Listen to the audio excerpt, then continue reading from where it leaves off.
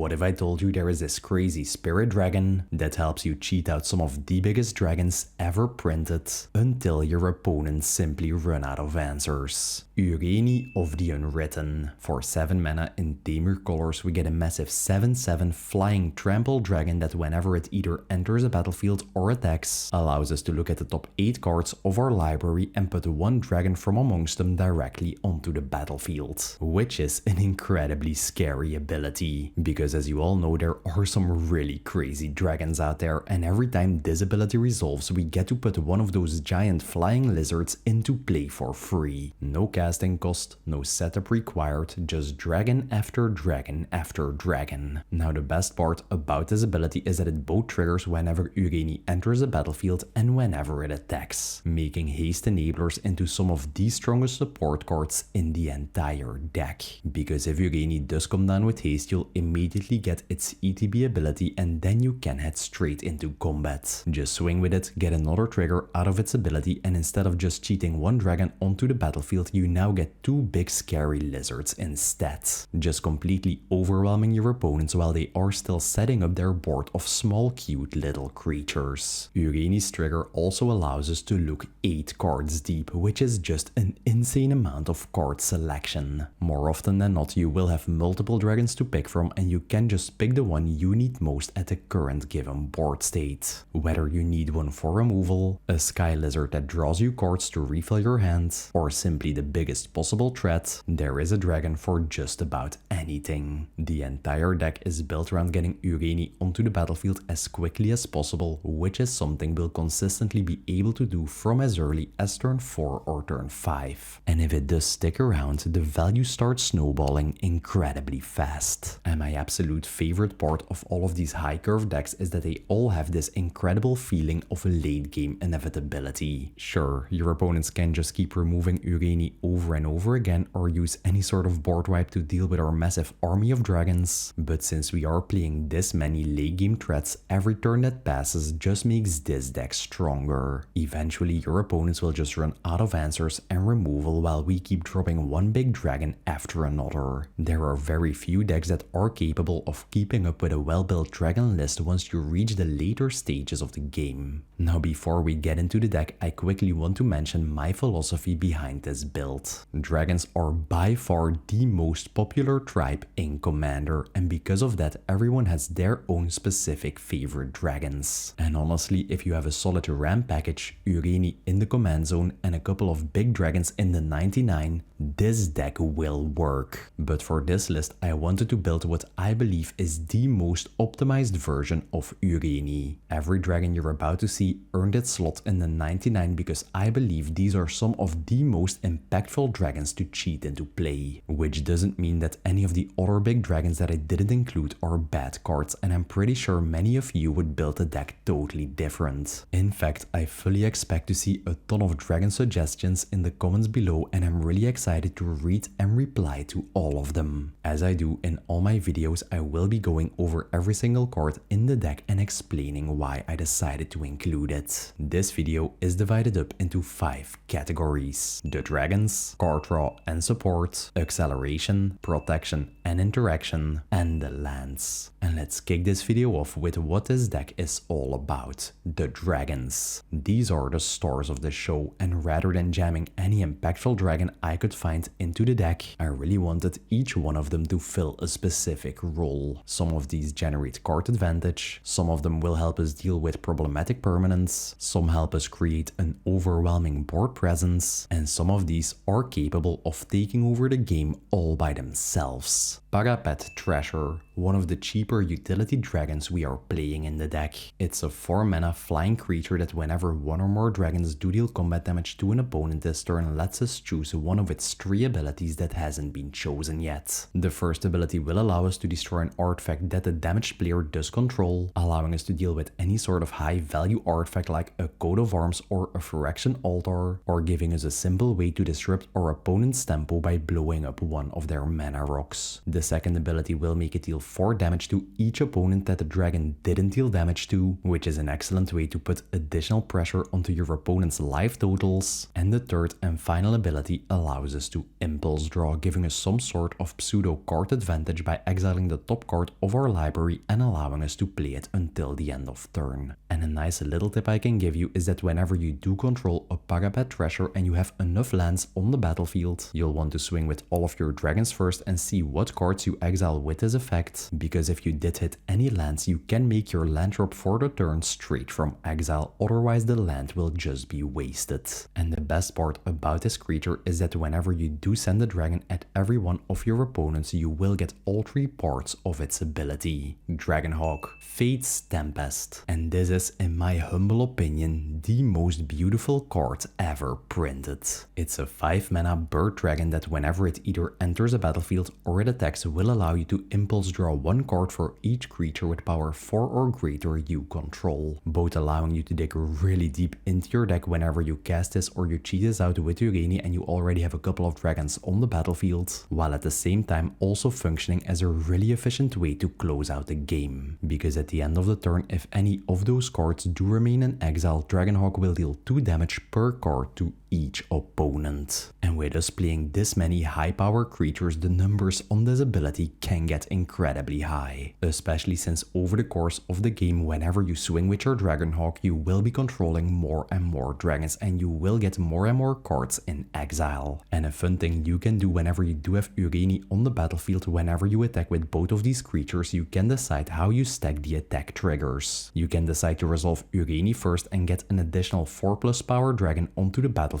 and then resolve Dragonhawk's ability to get 1 more card. Scourge of Valkas, a dragon that whenever it or another dragon enters the battlefield under your control will deal X damage to any target, X being the total amount of dragons you control. Now while at first this ability might not sound like much, over the course of the game we will be playing more and more dragons and this ability synergizes incredibly well with that. Whenever this triggers early in the game with you controlling between 1 to 3 dragons, you can just use it to ping any sort of small value commander or mana dorks off the field. During the mid game, whenever you control like 5 dragons, you can use this massive damage ping to get any creature off the board or put an immense amount of pressure onto your opponents. And later in the game, once you do control a full dragon armada or you have any of our dragon token generators on the field, this card is one of the best win conditions in the entire deck. And a nice little cherry on top is that it also comes with its own fire breathing ability, allowing us to invest 1 red mana to give it a +1 power boost until the end of turn, which I suppose with all of the acceleration we are playing is a nice little ability to dump all of your spare mana into and get a massive hit on your opponents. And now that we're on the topic of dealing massive damage, we're also playing a Terror of the Peaks, which whenever any other creature enters a battlefield under our control will deal damage equal to that creature's power to any target. This thing is basically a Warstorm Surge attached to a flying dragon body, which unlike the previous card won't deal damage equal to our amount of dragons, but instead equal to that creature's power, which our dragons always tend to have a lot of. Just imagine you having this creature on the battlefield and then casting your commander, allowing you to cheat another high-powered dragon body into play for absolutely free, and then Terror of the Peaks giving you 2 massive instances of damage you can just use to ping any sort of big problematic creature off the board or just redirect at one opponent and make them lose half of their life. And let's just get all of our big damage dealing dragons out of the way. Twin Flame Tyrant, a 2-headed flying dragon with a really simple yet really potent ability. If any source we control would deal damage to an opponent or any permanent they control, it will deal twice as much damage instead.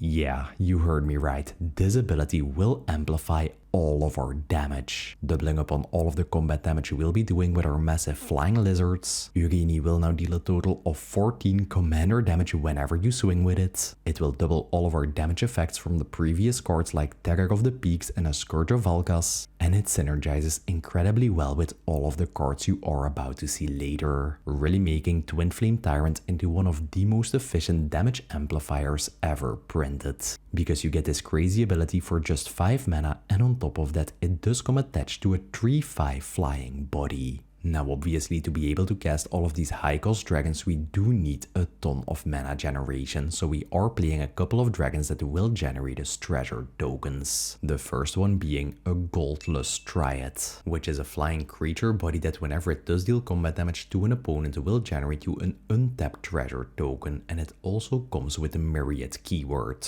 meaning that whenever you go to combat and attack one of your tokens it will generate a token copy of itself going at the other two opponents. And Myriad is just a fantastic keyword for a couple of reasons. Since it is a flying evasive body, you're almost always guaranteed to get a hit in, and this card will generate you 3 treasure tokens whenever you attack with it. Simultaneously, you will also be hitting all of your opponents for 4 damage in the air, putting some additional pressure on the table. And since every combat you will have 2 additional dragon bodies entering the battlefield, you will get additional triggers out of your Scourge of Valkas, your Terror of the Peaks, and the next card, Ganax, Astral Hunter, a dragon that whenever itself or any other dragon enters the battlefield under your control will generate you an untapped treasure token, meaning it will generate you some immediate value whenever you cast it, and it is a really good play to play before you resolve Ureni, because the additional treasure token will make it easier to reach that crucial 7 mana threshold to cast our commander, and whenever it then enters you will get an additional treasure from Ureni itself and also from any dragon you cheat into play with it. And as you will see later in this section, we are playing a bunch of cards that will generate us dragon tokens just like a Goldlust Triad, which Ganax will then translate into a huge pile of treasures we can use to just power out any of our massive dragons. Ancient Copper Dragon, the absolute king of any treasure generating card. Whenever this creature deals combat damage to an opponent, we get to roll a d20 die and then generate treasure tokens equal to the result. Yeah, you only need to connect with this creature once and it will generate you this much value even on a low roll that it will be really easy for you to take over the game. You will just gain access to an incredible amount of mana that will allow you to cast any dragon card you have in your hand. Now, as most of you know, this creature does come with one big downside, and that is its massive price tag. And I'm not just talking an expensive card, but a very expensive card. If you do want to keep the deck a little more budget friendly, you can replace this with a Goldspan Dragon, which is a 5 mana flying haste creature that whenever it attacks will generate you a treasure token, and it will make all of your treasures tap for 2 mana instead of 1. Now, if this card is the king of dragons, Latlis is our dragon queen, that whenever any non-token dragon enters the battlefield under our control will generate us a 5/5 flying dragon token. And there aren't that many tokens out there that are better than massive 5/5 flying lizards. You'll gain value whenever you hardcast any of your dragons, and even whenever you do cheat them into play with Ureni's ability. Now, while obviously these dragon tokens are just incredible to build a crazy board state and swing at your opponents with, they also do have a really nice synergy with any of our dragons that do trigger whenever any other dragon enters, like a Terror of the Peaks or a Scourge of Valkas. Now, just that passive ability alone is already more than enough reason to include Latlis in the deck, but she also comes with a global fire breathing ability for all of your dragons, that for just 2 mana will boost up our entire board, including the own dragon tokens that she generated, that later in the game, once you do have a bunch of mana available to dump into this, can set you up for a game win. Marang River Regent, a card you can cast either as a dragon body or as an omen card. For 4 mana on instant speed you get the option to draw 3 cards and then discard 1 card. After you did, you get to shuffle this card back into your deck, giving you a pretty nice late game tool whenever you do have the mana to spend to just dig a little deeper into your deck and find some additional dragons to play. But the real reason why we're playing this card is the ETB effect of its dragon part, that whenever it enters will allow you to bounce up to 2 other creatures from the battlefield to their owner's hands, essentially giving us access to a piece of interaction attached to a dragon body we can use to disrupt our opponent's tempo by bouncing their commanders or any high value creature, and you can even use this effect to bounce any sort of artifacts or enchantments. And let me tell you, this card always feels incredible whenever you do hit it off Ureni, because you'll get a free answer to whatever is happening on the battlefield while also advancing your own board state with a massive flying dragon dragon body. And a dragon I didn't even know existed before building this deck is a Hammerhead Tyrant, which is honestly pretty weird because it does have a crazy powerful ability. Whenever we cast any spell, we get to bounce up to one non-land permanent with mana value equal or less than whatever we cast back to its owner's hand. Whenever you're now casting your own mana rocks or small value enchantments, you can just start bouncing back all mana rocks to your opponent's hands. And later in the game, once you start chaining your big dragons, you will be able to use this ability on any sort of non-land permanent, which is just incredibly disruptive for whatever your opponents are doing, and it will make it really hard for them to make any permanent stick to the board. Now sadly, this ability is a cast trigger and it won't work whenever we cheat any dragon into play with Ureni, but this card would be totally broken otherwise. Now get yourself ready because I'm about to show you the strongest dragon for any Ureni deck. Hellkite Courser. Whenever this creature enters, we get to pick our commander from the command zone and put it into play, and it will even gain haste. And this card is just absolutely cracked because usually we will be able to get this into play from as early as turn 4. Ureni will then enter the battlefield for absolutely free and give us a free dragon of its triggered ability. Then you can just go to combat and swing with your Ureni because it does have haste thanks to Hellkite Courser, and get another big dragon body into play for free, leaving you with a Hellkite Courser and 2 massive dragon bodies onto the battlefield from as early as turn 4, and then Ureni will just return to the command zone at the end of turn, meaning that on your next turn you will just be able to cast it again and get even more dragon value. Hellkite Courser really is a very simple card. Either your opponents have answers ready for whatever crazy board state you are about to generate, or it just wins you the game on the spot. And maybe one more thing to mention about this ability is that whenever Ureni does return to the command zone this way, it won't actually gain any sort of commander tax, and you will still be able to cast her for 7 mana.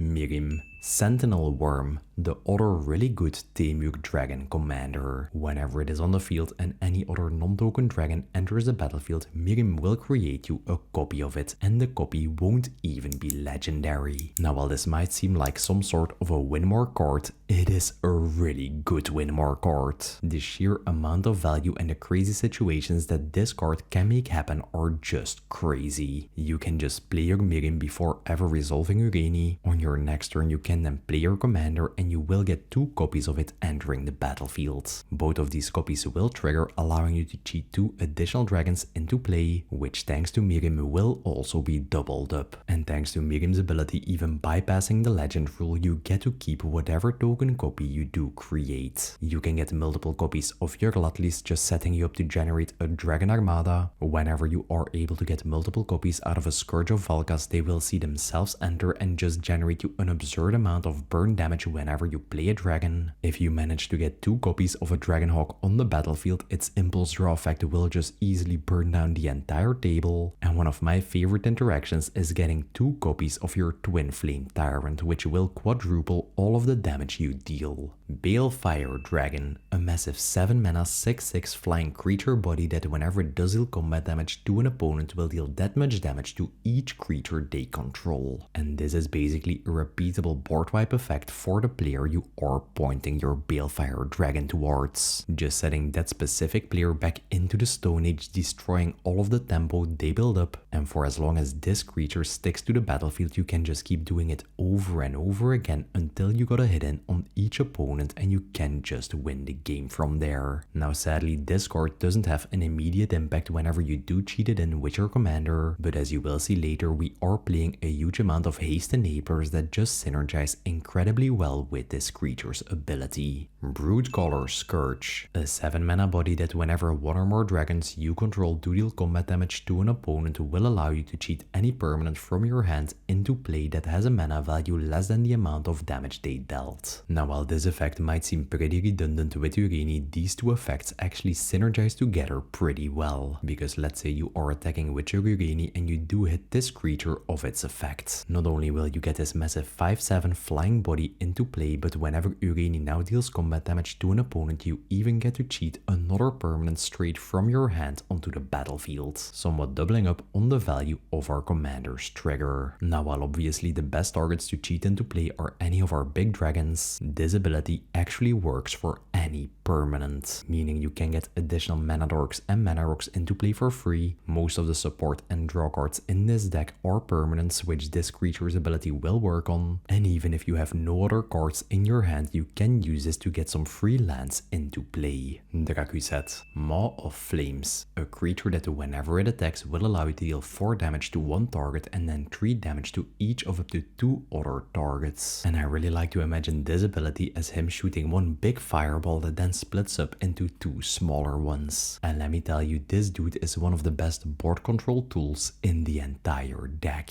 because whenever you swing with him, he essentially allows you to remove up to 3 creatures from the battlefield, just totally destroying whatever your opponents built up. And if for some reason you don't have any targets available, you can just shoot his fireballs at your opponents and just destroy their life totals. Cloud, Unrivaled Ancient, one of the smaller dragon bodies, especially considering his huge mana cost, but his ability more than makes up for that, because whenever he attacks we get to add X mana of any color to our mana pool, X being the total amount of power of attacking creatures we control, and this mana won't empty from our pool until the end of turn. Now obviously once you do have your entire dragon armada on the battlefield, this ability can generate you like 50-60 mana or something. But what makes this creature just an incredible tool for this deck is that whenever you do combine it with your Ureni, because let's say you do cast your commander for the first time, you hit Cloud of the trigger and you do have a haste enabler. You can now swing with both your Ureni and your Cloud and you will get to add a massive amount of 11 mana to your mana pool, which in your second main phase will just allow you to dump a ton of value pieces or even more big dragons onto the battlefield. Now I know that many people will ask the question in the comments why I didn't include a Savage Ventmaw in the deck. It's a very similar creature that will add 6 mana to our mana pool whenever we attack with it, but I do think that Cloud is the better option. And the reason is just that whenever we do cast Ureni and get the ETB trigger, Cloud will generate us immediate value because it has haste and its ceiling is just way higher. It isn't limited to only generating us 6 mana. Old Gnawbone. Whenever this 7 mana old dragon is on the battlefield, whenever any of our creatures do deal combat damage to an opponent, we get to generate that many treasure tokens. Yeah, that's 1 treasure token for each single point of damage you are able to deal, arguably making this card even better than an ancient copper dragon because you do take out the randomness of the dice roll, it scales with any other dragons we are swinging at our opponents, and whenever you do attack with your commander and you hit an old Gnawbone of its trigger, you will get an immediate 7 treasure tokens which will enter untapped and you can use immediately. Now just like an ancient copper dragon, due to this ability being this potent, the price tag is really high. If you don't want to spend 50 euros on a single piece of cardboard, you can replace this with a Cavern Horde Dragon, which is a massive 9 mana flying trample haste body that will have its cost reduced by 1 generic mana for the greatest amount of artifacts that a specific opponent controls. And whenever it does deal combat damage to an opponent, you get to generate 1 treasure token for each artifact that that specific player does control, making this into a fantastic card if you are playing in a pot with any sort of artifact player. And now that we're on the topic of cards that will cost you more than 50 euros, Ancient Silver Dragon, which just like its brother, an Ancient Copper Dragon, whenever it does deal combat damage will allow us to roll a d20 dice. But this time, instead of generating us treasure tokens equal to the result, we get to draw that many cards, and for the rest of the game we won't have a maximum hand size anymore. Now let me tell you, all you need to win the game is just get 1 single hit in with this creature, because even if you get really unlucky and you just roll a 5 for example, that's still some incredible amount of card advantage. Just refilling your hand with a ton of gas you can use on your next turns, and it will be incredibly easy to just take over the game once you did. Now just like with the previous really expensive dragons, I will also give you a budget alternative, being a Dragonborn Champion, which is a 5/3 dragon trample creature that whenever any creature you control deals 5 or more damage to an opponent will allow you to draw a card, giving you a way to convert all of the damage that our flying lizards will be doing into a consistent stream of card draw. Udvara Hellkite. For as long as this creature is on the battlefield, whenever any dragon you control does attack, it will generate you a massive 6/6 flying dragon token, which I think are some of the biggest tokens out there. there. Now I'm gonna be honest, this creature does absolutely nothing whenever you do cheat it out with your commander, because even if you hit this of an attack trigger of Ureni, attackers have already been declared and you won't be getting any dragon tokens. Now the reason I did decide to include this card is just the fact that your opponents only have a 1 turn cycle to deal with this thing, because if you get to untap once with this boy on the battlefield and you just attack with like 2 or 3 dragons, the value it will generate for you is just insane, giving you a huge amount of flying stats on the battlefield,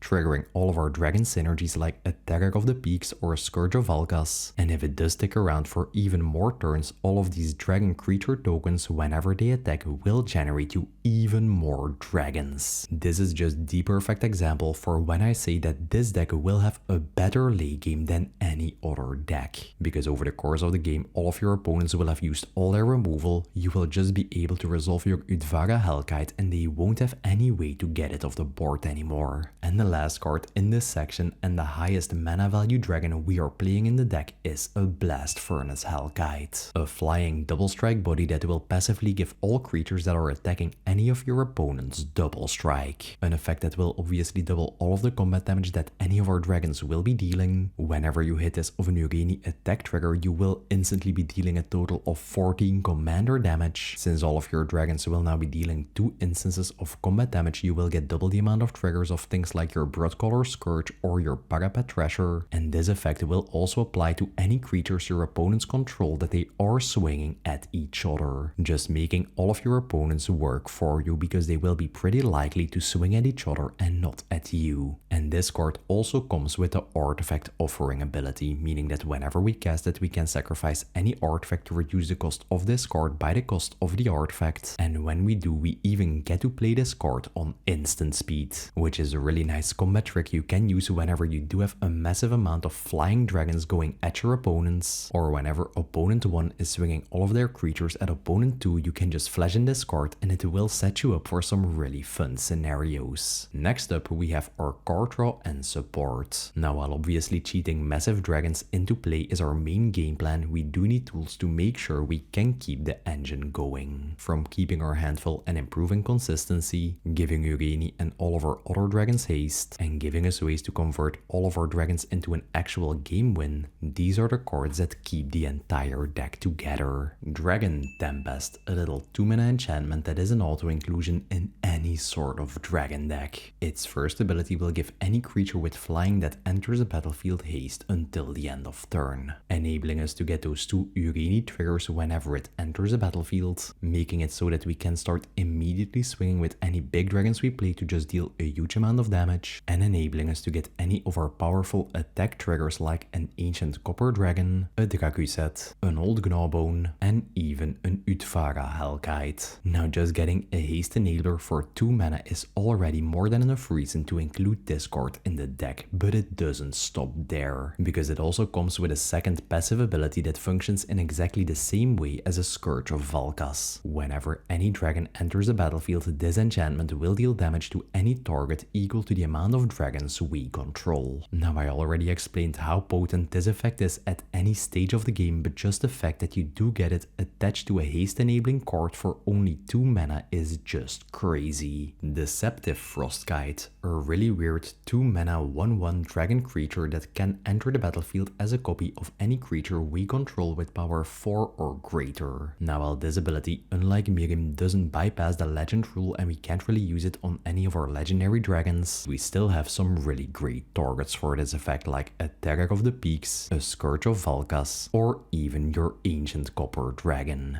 giving us a really efficient 2 mana card that will allow us to get another instance of their really powerful abilities on the battlefield. Now since this card is a dragon, you will be able to hit it off your Ureni triggers, allowing you to copy anything for free, or worst case you can make this creature enter as a copy of Ureni and then sacrifice it to the legend rule, but you'll still get an Ureni trigger allowing you to sort of respin its effect. Sylvan Library, hands down one of the best card draw engines ever printed. At the beginning of your draw step you will get to draw 2 additional additional cards, and at the cost of 4 life you get to keep any of those extra cards in your hand, allowing you to convert your resource that is your life total for additional cards, or you can even put back any big dragon on top of your deck, which is pretty great if you know you are about to either cast or swing with your Ureni and you will get to cheat it into play for free. Garruk's Uprising, a 3-mana creature that whenever itself enters and you already control a creature with power 4 or greater will draw you a card, making it function as a cantrip, replacing itself. Whenever it is on the battlefield and any creature with power 4 or greater enters, it will function as a draw engine, just drawing you 1 card per big dragon you play, obviously scaling incredibly well with all of our dragon token generating cards we are playing in the deck, like a Goldlust Triad and an Utvara Hellkite. And passively, it also gives all creatures we control the trample keyword, which can be really relevant if you are playing against a deck that is playing a ton of small flying creatures. They won't be able to chum block your dragons anymore. Outcaster Trailblazer, a creature with a really similar effect to the previous card that will draw you a card whenever anything with power 4 or greater enters, giving us access to yet another really efficient card draw engine whenever we cast any of our dragons or we cheat them in with Ureni. But the best thing about this cowboy riding a lizard is that it comes with the plot mechanic, meaning for 3 mana we get to exile it from our hand and we get to cast it for free on a later turn. You can just plot this card really early in the game. Once you do then have a total of 6 mana available, you will be able to cast this card for free, which will add 1 mana to your mana pool. Then just follow up with your Ureni 1 turn earlier than usual, and you will then get to draw 2 cards whenever you do so, one of Ureni entering the battlefield and then one of whatever dragon you just cheated into play. Temur's Ascendancy, another 3-mana enchantment that will draw us a card whenever a creature with power 4 or greater enters, and this thing will also give all creatures we control haste, definitely making this into one of the best card draw options available to us. You can just play this really early in the game, resolve your Ureni, which will draw you 2 cards because you will be cheating in a dragon. Thanks to Ureni having haste, you will instantly be able to swing with it, cheat in another dragon and draw a 3rd card on the turn your commander comes down. Rhythm of the Wild, a 3-mana enchantment that will give all creatures you control the riot mechanic, meaning you can choose to either make them enter as bigger bodies with an additional +1/+1 counter on them, or you get the option to give them haste. Another really efficient option to make sure we can get those 2 Ureni triggers whenever we cast it, or trigger any of our dragon synergies immediately. And passively, this card also makes it so that none of our creature spells can be countered,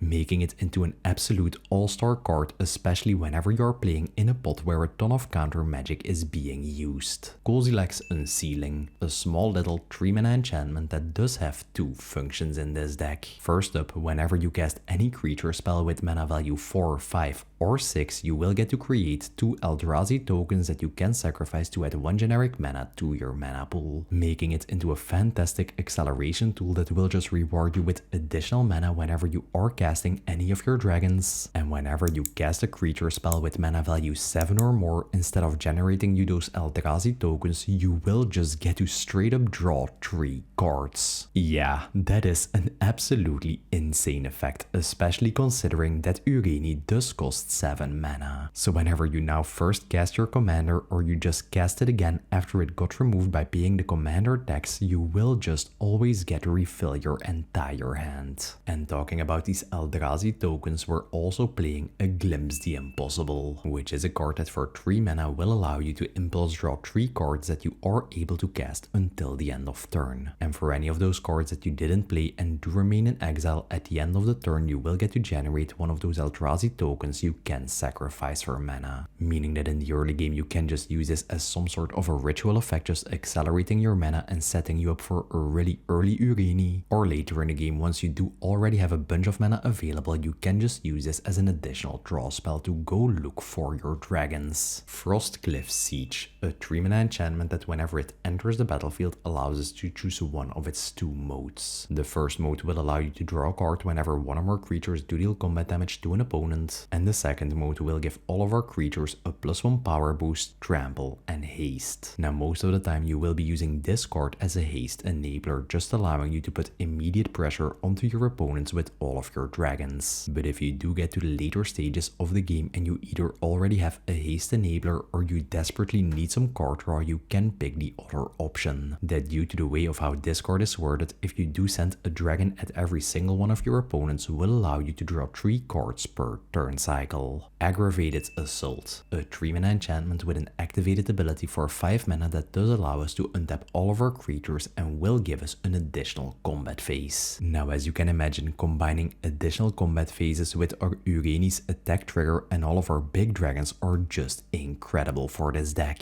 giving you an excellent mana sink later in the game to just take over the game once you do have a couple of dragons on the battlefield, while at the same time also setting you up for some infinite combos when you combine this card with things like an ancient copper dragon or an old gnawbone, because you'll just be swinging these creatures, generating you a bunch of treasures and then using those treasures to get an additional combat and do it over and over again. Now, while you can turn this into some sort of an infinite combo deck by combining this with things like a Savage Ventmaw, we don't really play any tutors in the deck to go fetch it up anyways. But trust me, even outside of those infinite combat combos, this card is totally worth including in the deck. Great Train Heist, a card with a spree mechanic, meaning whenever we cast it we get to pay the cost of any of its additional modes and anything we paid for will activate. Now, the main reason this card is included is its first mode that for a total of 4 mana will untap all of our creatures and allow us to get an additional combat phase, giving us another opportunity to get an Ureni trigger while also allowing us to deal a massive amount of damage with all of the dragons we control, which is a pretty good deal for just 4 total mana. By paying an additional 2 generic mana, all of our creatures will also get a +1 power boost and first strike until the end of turn, just giving us some additional pressure. And the last mode for just 1 red mana will allow us to select an opponent, and whenever any of our creatures now deal damage to it, we get to generate a tap treasure token per creature that connects, rewarding us with additional acceleration. And whenever you do combine this with the first mode,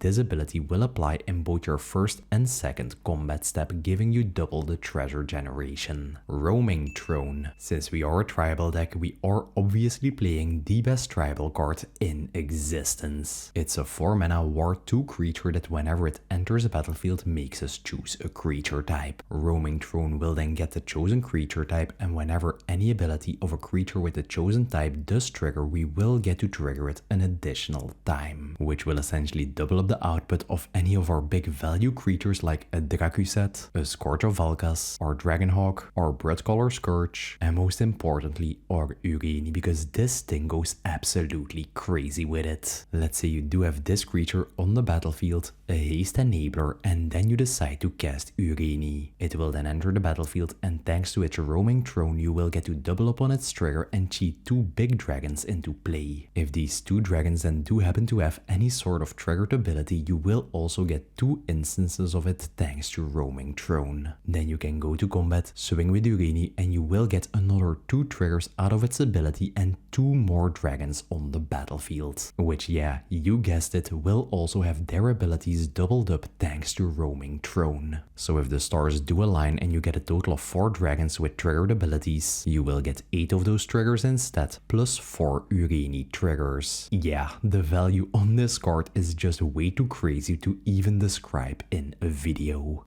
Gogo Mysterious Mime, a creature I do find myself including in almost any red deck that I build. Passively, at the beginning of combat on your turn you get to pick any other creature you control, and Gogo will turn into a non-legendary copy of it, while at the same time also giving both the original creature and Gogo himself a +2 power boost and haste. And let me tell you, just like a Roaming Throne, this card is just insane whenever you do combine it with Ureni. You can just have Gogo on the battlefield and then cast your Ureni. This will already allow you to cheat 1 dragon into play. Then you can go to combat and turn Gogo into a copy of Ureni, which will also give your commander haste. Then you get to swing with both of them and you will get an additional 2 dragons, giving you a total of 3 dragons for just having a simple 4-drop creature on the battlefield. While at the same time, even if Ureni isn't available to you, you can use Gogo to copy any of your other valuable dragons, which will give you double the amount of their triggers and also acts as a fantastic haste enabler to just give you some immediate value. World War Hulk, one of the new sagas we got in the most recent Marvel set that will find a home in many decks. And that is due to its really crazy first stage damage that whenever it enters the battlefield will reduce the cost of the next green or red creature you play to 0 mana. And yeah, you can totally use this effect to cast your Ureni for just 5 mana. Meaning whenever this is in our hand, it will be really easy to cast it on turn 3 and get Ureni and a free dragon on the battlefield, and your opponents won't be able to deal with it. Then on your next turn you get to put 3 +1/+1 counters onto any creature you control, which is just fantastic to make your commander go to 10 power, and you only need 1 single point of damage boosting to be able to take opponents out in 2 hits on commander damage. And whenever this thing gets to its 3rd stage, you get to pick any one of your creatures and double its power and toughness until the end of turn, which in this type of high dragon deck is a really scary ability, because if you use both the 2nd stage and the 3rd stage on your Ureni, you will be able to swing with it for 20 damage. You just need 1 single point of damage boosting like a Frostcliff Siege or a Lotley's Fire Breathing on the battlefield, and you will instantly take an opponent out on commander damage. And the last card in this section is the Great Henge, a 9 mana legendary artifact that will have its casting cost reduced by 1 generic mana equal to the greatest power amongst creatures you control. Essentially meaning that whenever you have either your commander or a high power dragon on the battlefield, you will be able to cast it for just 2 green mana. And this thing is essentially a really expensive mana rock with a crazy draw ability. You'll be able to tap it to add 2 green mana to your mana pool, just further accelerating us, but whenever any non-token creature enters the battlefield under our control, we will get to put a counter on it and then draw a card, making it function in exactly the same way as a Garruk's Uprising or a Temur Ascendancy, but this time we will get to cast it for 2 mana instead of 3. This really is one of the best card draw engines for any sort of creature heavy deck, but that amount of efficiency does come with a big price tag. A really good budget alternative for this card is a Kiora Behemoth Beckoner, a 3 mana planeswalker that will enter the battlefield with a massive 7 loyalty and passively has exactly the same ability as a Temur Ascendancy, just drawing us cards whenever we play any sort of high power creature, and whenever we use her -1 loyalty ability we get to untap any of our permanents, which you can use as some sort of an acceleration tool to untap any of your lands. Before we continue, I want to give a huge shout out to all of the YouTube members. These high quality commander videos actually do take a ton of time to put together, whether that's researching and optimizing the decks, scripting out these videos, and making sure I look somewhat decent in front of a camera. Without the support of the YouTube members, none of this would be possible. So I just wanted to say thanks for giving me this opportunity. Now if you'd like to support the channel for yourself, you can always scroll down and click the big join button below the video. You'll get access to some exclusive Discord chat rooms where I'm always sharing what projects I'm currently working on weeks before the videos even go live, some custom YouTube emojis, and of course that glorious Panzer helmet next to your name on YouTube.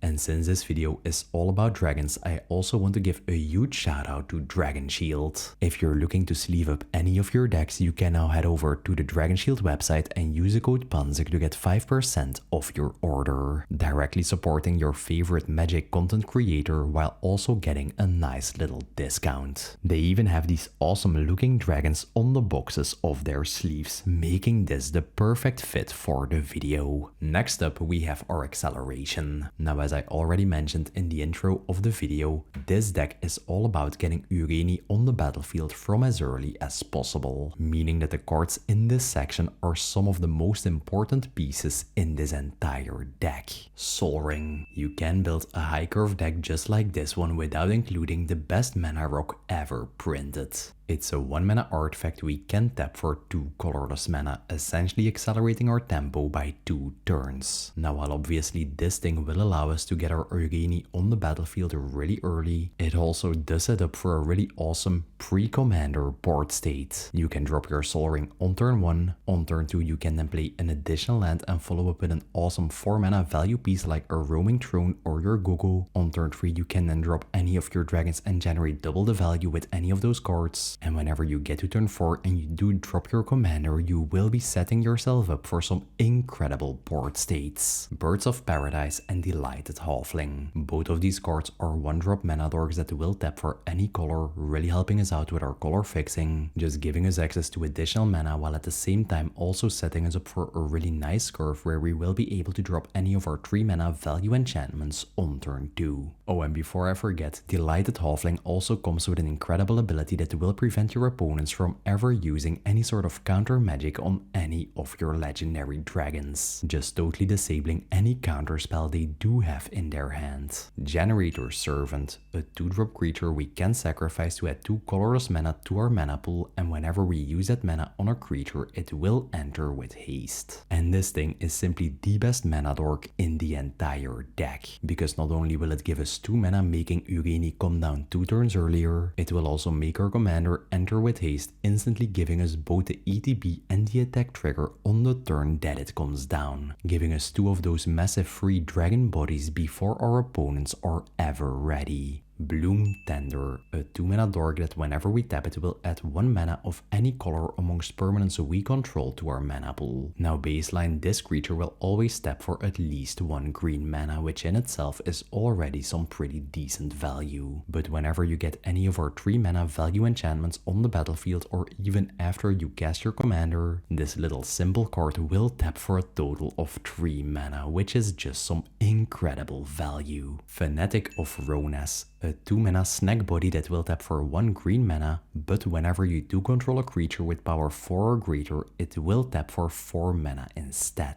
The only thing you really need is one of your dragons on the battlefield, and this thing turns into one of the craziest mana dorks in existence, just producing you crazy amounts of mana that will help you power out even more big dragons. On top of that, this thing also comes with the Eternalize mechanic, meaning that whenever it is in your graveyard, you can pay 4 mana to exile it and make a 4/4 zombie token copy of itself. So even if this card does end up in your graveyard after an opponent casting a board wipe, you still do have a way to get it back. Arcane Signet, nothing special, just a simple 2-mana artifact we can tap for any color that will allow us to accelerate our tempo by 1 turn and help us out with our color fixing. Now, since I don't really have that much to say about this card, I will use this opportunity to give you one of the most important gameplay tips for this deck. Whenever you are drawing your opening hand, you want at least 3 lands and 1 acceleration option in there. If you do decide to start a game without any acceleration in your opening hand, trust me, you are going to have a really bad time. Herd Heirloom, a 2-mana artifact that, just like an Arcane Signet, we can tap to add 1 mana of any color to our mana pool, but we can only use it to cast creature spells, which in this deck usually won't be a problem. Now, outside of being an excellent acceleration option, this card also comes with a pretty good card draw ability we can use later in the game. By tapping this card, you can give any of your creatures with power 4 or greater an additional ability and trample until the end of turn. And that is, whenever this creature does deal combat damage to an opponent, you just get to draw a card of it, which, especially thanks to all of our dragons having a high amount of power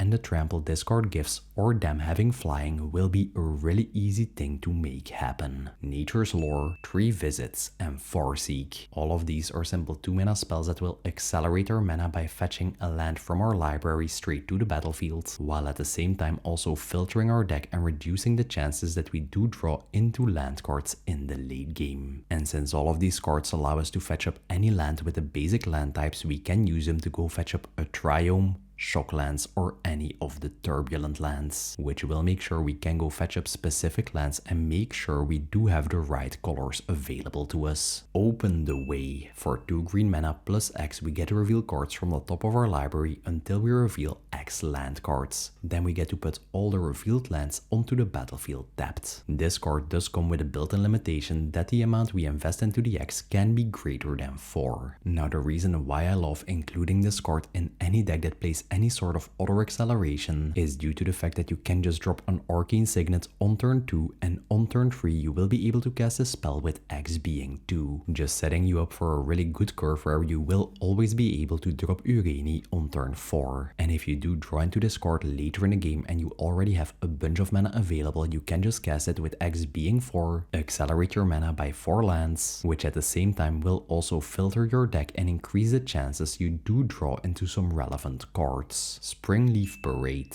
For 2 green mana plus X, we get to create X/1/1 changeling tokens. And thanks to this card's passive ability, they will turn into Birds of Paradise that we can tap to add 1 mana of any color to our mana pool. Now, while this might seem like a really weird inclusion in the deck, just hear me out. First up, this card functions in exactly the same way as I explained with the previous card. Drop an acceleration piece on turn 2 and on turn 3 you will be able to cast this card with X being 2, setting you up for a turn 4 Ureni. Now, while that is some pretty solid value, the main reason why this card is included in the deck is because it will generate us dragon tokens. Just imagine you either having a Scourge of Valkas or a Dragon Tempest on the battlefield and then playing this card with X being 5. All of your 1/1 dragon tokens will enter the battlefield at the same time and they will see themselves entering, and you will be able to deal 5 instances of 6 damage to any target you prefer, which usually will result in a one-sided board wipe or an opponent just instantly being taken out of the game. Sarkhan, Soul of Flame, a 3-mana creature that will reduce the cost of any dragon spell we cast by 1 generic mana, applying to all of the 24 dragons we are playing in the deck and our commander. Now, while paying 3 mana for a cost reduction effect isn't the most efficient deal, Sarkhan also comes with a really good passive ability. Whenever any dragon enters the battlefield under your control, you get the option to turn Sarkhan into a copy of it that will even bypass the legend rule, making it function as a weaker version of Gogo that doesn't give haste but instead gives cost reduction. Whenever you already have Sarkhan on the battlefield and you cast Ureni, you can instantly turn him into a copy and swing with it to get an attack trigger. You can use it to get multiple copies of your Twin Flame Tyrant, and things get especially nasty whenever you are able to turn this thing into an Utvara Hellkite. All in all, a really awesome card that does happen to fit the theme of this deck perfectly. Urza's Incubator, a 3-mana artifact that whenever it enters the battlefield makes us choose a creature type, which will obviously always be dragons. And for as long as this card remains on the battlefield, the cost of any dragon spell we cast is reduced by a massive 2 mana, allowing us to cast Ureni for a measly 5 mana, while also setting us up to drop multiple high-cost dragons in a single turn. Now, while building this deck and taking a look at other Ureni lists, I did see that a ton of people were playing a Dragon Speaker Shaman, which has exactly the same cost reduction effect, but it being a creature is actually a downside, because whenever any of your opponents are now casting a board wipe, it will just be removed. And the last but one of the most potent acceleration pieces in this deck is a Temur Battlecrier, a 3-drop creature that will reduce the cost of any spell we cast during our turn by 1 generic mana for each creature we control with power 4 or greater.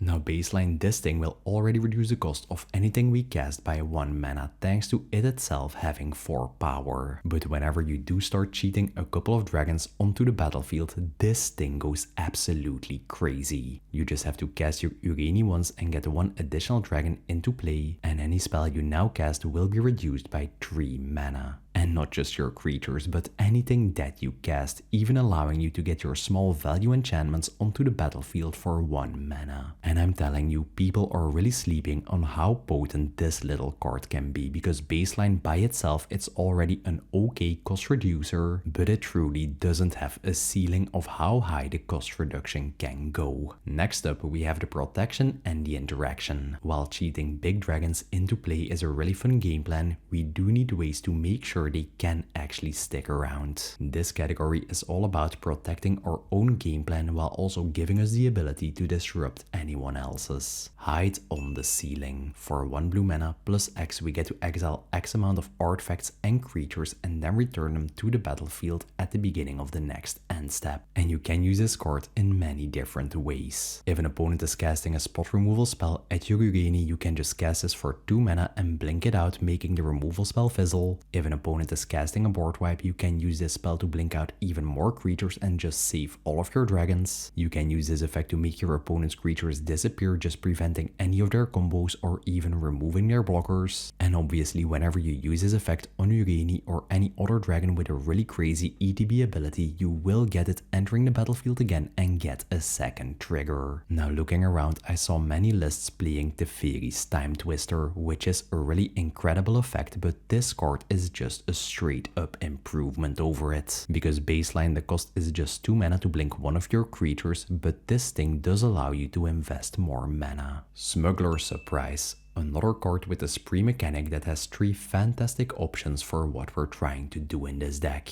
And let's start with the last one, that for a total of 2 mana will give all creatures you control with power 4 or greater both hexproof and indestructible until the end of turn. Making it so that whenever you do have an established board state of high power dragons, you can just leave open 2 mana and your opponents won't be able to use any sort of spot removal or board wipes. And honestly, just that ability alone is already more than enough reason to include this card in the deck. By paying a total of 6 mana, you get to put 2 creature cards from your hand straight onto the battlefield, which in this deck you will easily be able to cast from as early as turn 4, and if you do happen to have 2 big dragon threats sitting in your hand, you can generate some crazy early value with this. And the last effect, for an additional 2 generic mana, will allow you to mill 4 cards and then return up to 2 land and or 2 creature cards from your graveyard straight to your hand. Now while this will give you some sort of card selection and card advantage, the cool thing about these spree cards is that whenever you do pay the full mana cost for all of the abilities, they will resolve in their order. First milling you and then putting creatures into your hand, then allowing you to cheat those creatures onto the battlefield, and then even giving them protection. Heroic Intervention, a 2 mana spell that, unlike the previous card, will give both hexproof and indestructible to all of our permanents, not just our big creatures. Now obviously you can use this in exactly the same way to protect all of your dragons from being wiped or being removed by spot removal, but this thing can also be used to protect any of your high value enchantments or artifacts like an Aggravated Assault or your Urza's Incubator. And of course, since we are in blue colors, we do have access to some really great counter spells. The first one being a Stubborn Denial, that for 1 mana will allow us to counter target non-creature spell unless the controller of that spell pays 1 generic mana. And while that effect is a horrible deal, it does come with a ferocious mechanic, meaning that if we do control a creature with power 4 or greater, we just straight up get to counter that spell instead.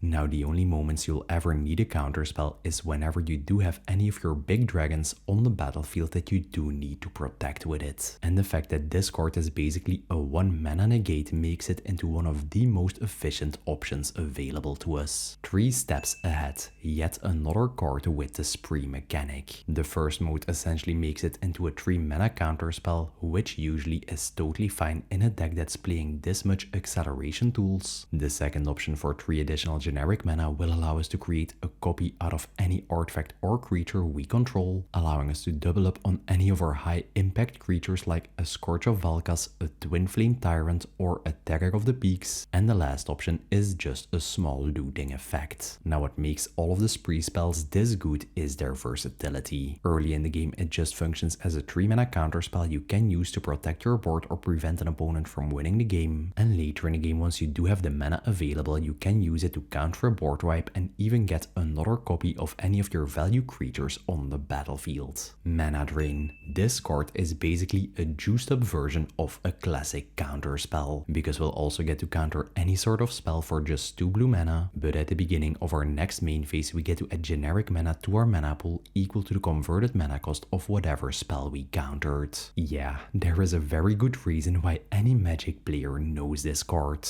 You can use it really early in the game, like on turn 2 or turn 3, to counter any sort of small value commander, and by the time you get to your next turn you will get that mana cost added to your mana pool and you will be able to easily cast your Ureni. And if you cast this later in the game, not only will you be able to stop someone's biggest threat like an Itali or an Norn, but by the time it's your turn again, you will get like a gazillion mana added to your mana pool and you will be able to dump all of your dragons. Now, since this is a pretty expensive card, a good budget alternative is an Offer You Can't Refuse, which is another really efficient 1 mana counter that will allow you to deal with any sort of non-creature spell, just giving you that extra layer of protection. Invasion of Tarkir. When this 2 mana battle enters, you get the option to reveal any amount of dragon cards from your hands to your opponents. Then it will deal 2 damage plus the amount of dragon cards you reveal to any target, making this thing function as a pretty efficient removal tool because we will always have dragons in our hand. Now, while that's cute and all, the real reason why it's included in the deck is whenever you do damage it and you do get to cast its backside, which is a flying trample dragon body that whenever any dragon you controls does attack will deal 2 damage to any target. If you do happen to have this thing and a couple of dragons on the battlefield, it will generate you some really good value, making it act as some sort of a Gatling gun, just allowing you to snipe down your opponent's creatures or translating into a huge amount of damage to their life totals, which is just an incredible payoff, especially considering going back to the front side of this card, whenever you are swinging at Ureni, instead of swinging at a player, you can just swing at this battle, and thanks to it being a massive 7 power flying trample creature, it will be incredibly easy to flip it. Lightning Greaves, a classic 2 mana equipment that any commander player knows you can equip for 0 mana, and it will give the equipped creature both Shroud and Haste. Now, while most decks do run this as some sort of a protection tool to just hook up on their commander and make them immune to spot removal, in this deck it also does function as a haste enabler that will give us those 2 Ureni triggers on the turn that it comes down. I don't really understand how we're equipping a pair of boots to a massive dragon, but if it works, I suppose. Sarkhan's Unsealing, a card that does work in a very similar fashion to Kozilek's Unsealing. Whenever we cast any creature with power 4, 5 or 6, we get to deal 4 damage to any target, which in this deck essentially functions as a really oppressive removal tool that just states, cast a dragon, remove any of your opponent's creatures. But just like a Kozilek's Unsealing, the real money is at the last ability of this card, that whenever you cast any creature with power 7 or greater will make this enchantment deal 4 damage to each opponent and each creature they control. Yeah, read that again. This in fact is actually a real card. And what do you know, we just happen to have a massive 7 power dragon sitting in the command zone. And the scenarios this little enchantment creates are just beautiful, because you can just play it before you even cast Ureni, and whenever you now do so, it will function as a one-sided board wipe, just resetting whatever your opponents spent their first couple of turns building up, while you are getting your massive spirit dragon and another free dragon into play. And while just that one single trigger is already more than enough reason to include this card in the deck, just keep in mind that it does stick to the battlefield, giving you more massive 4 damage fireballs to shoot at your opponents or their creatures whenever you play a low power dragon, and every time you go for another Ureni cost, you will get another one-sided board wipe.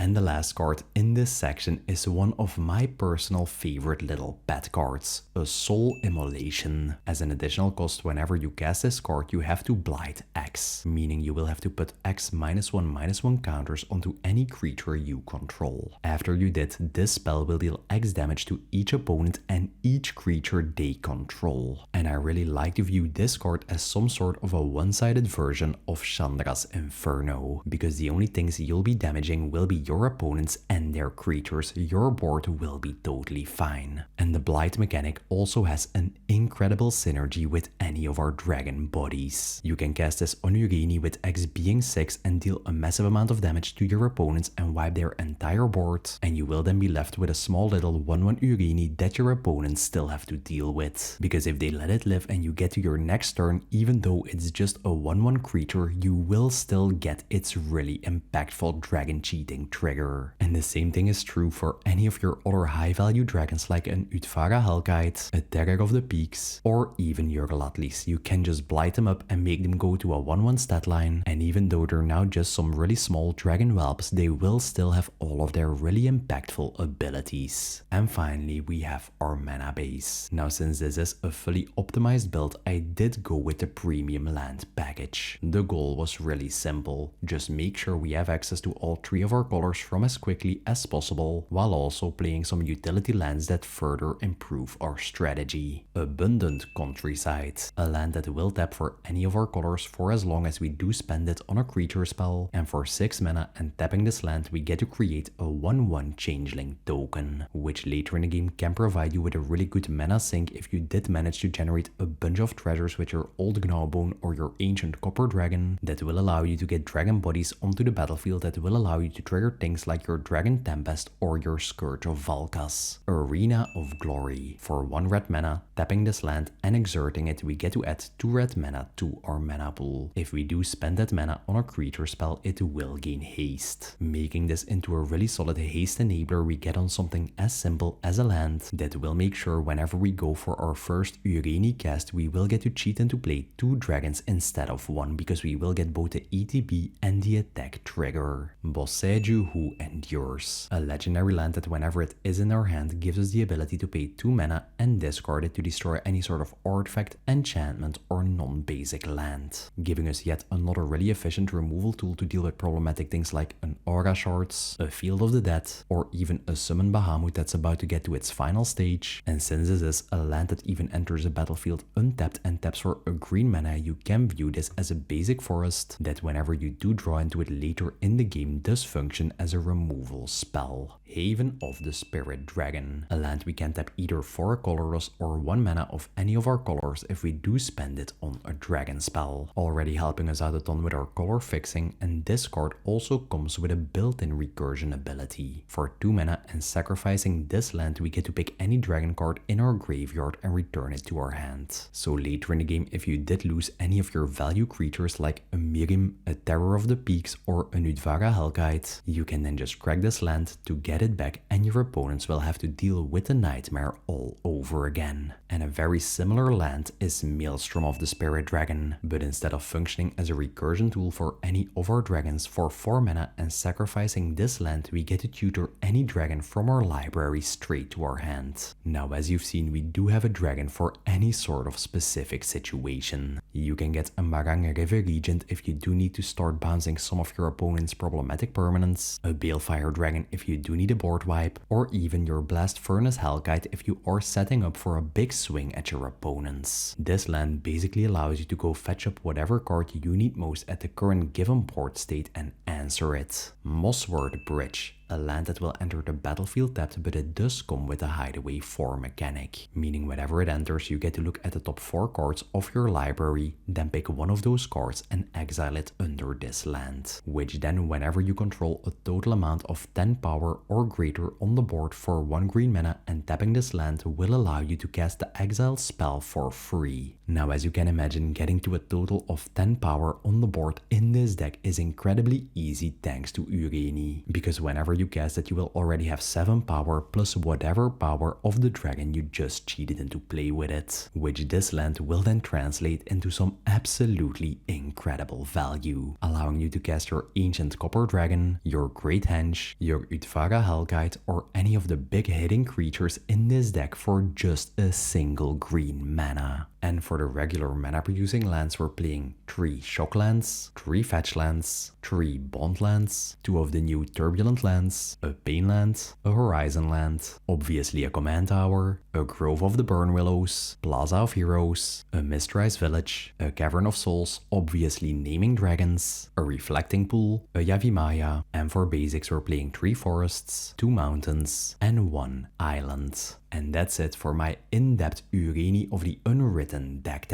I don't think it comes as any surprise to you that dragons are the most popular archetype in Commander, but I genuinely think that Ureni does bring something special to the table. Rather than just simply casting one expensive dragon after the other every time you attack with it, it does feel like you are unleashing some free value, which before you know it will allow you to completely overwhelm the table. I really enjoyed optimizing this list more than I'd like to admit. It was my first time ever taking a look at the dragon archetype, and I was pleasantly surprised with how many awesome and impactful dragons are out there. Anyways, I hope I was able to inspire you with some new cards for your personal dragon deck, And if you're still watching the video, you can let me know by dropping a dragon emoji in the comments below. And while you're there, hit the like button, hit subscribe and hit the bell notification icon so you won't miss next week's video. As always, thanks for watching, enjoy cheating your massive dragons into play, and I will see you in the next one.